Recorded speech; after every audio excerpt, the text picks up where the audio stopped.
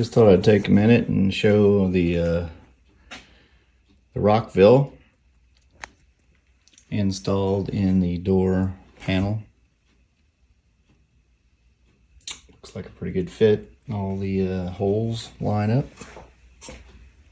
A little bit of a foam I've noticed inside the Rockvilles. It's probably a little bit of the foam surround that protrudes into the hole. I had this similar problem with the Polk audios.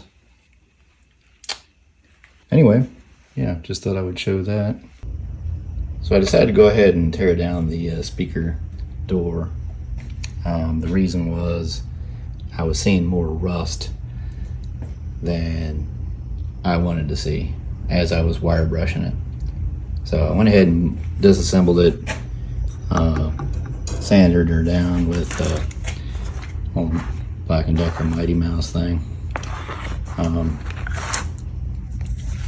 Came out really good. You can't really get down into the cracks unless you soak it in a flatbed of, something like a baffle rust. But I think just doing this and then with the wire brush that I did, I think this is going to be fine, and I'm going to paint it with Rust-Oleum. One interesting note, I don't believe this would ever pass occupational safety today. If you look at these edges, these things are just lethal. I mean, those are razor points, and they go all the way around. And these over here, I mean, those actually look like I don't know, something you might see on the end of a hunting arrow or something.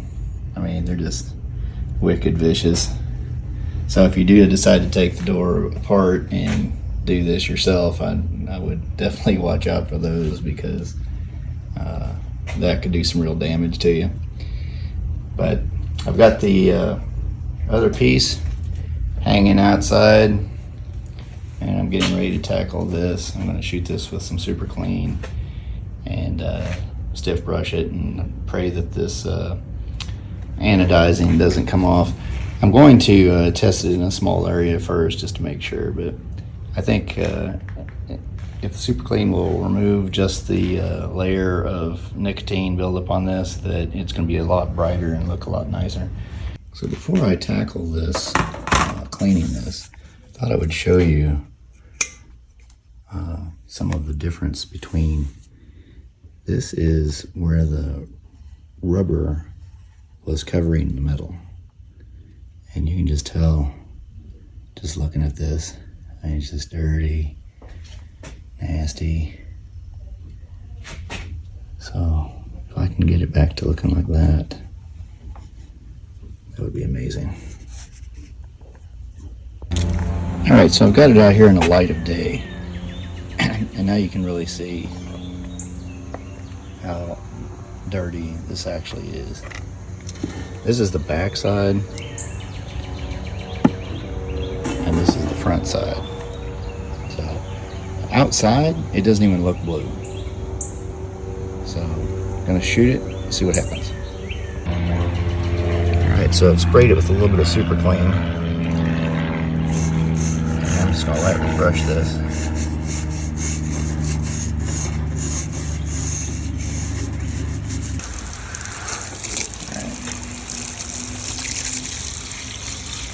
Oh yeah, look at that. Look at that. You can tell the difference already. Alright, so I've fogged down the entire side, and I've hit it with the brush. And this is going to be the rinse. Okay, here we go.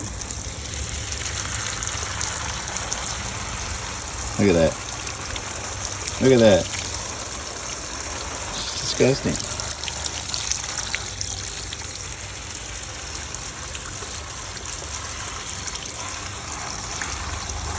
That is just beautiful.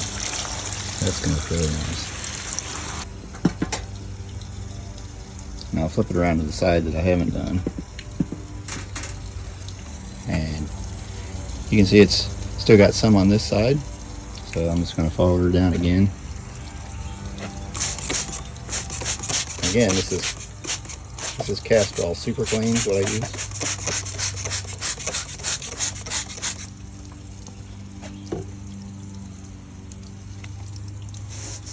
just a light brush. You want to be really aggressive with it, because who knows. Not sure what it would take to remove the blue, but I'm pretty sure it's an anodized finish.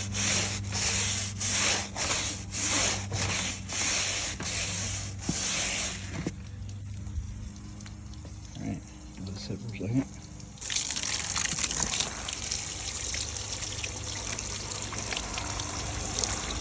Not as pretty this time, but definitely some more dirt.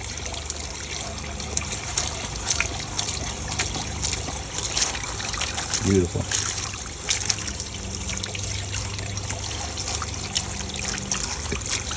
Just make sure you get it all neutralized. Alright. There you have it. One very blue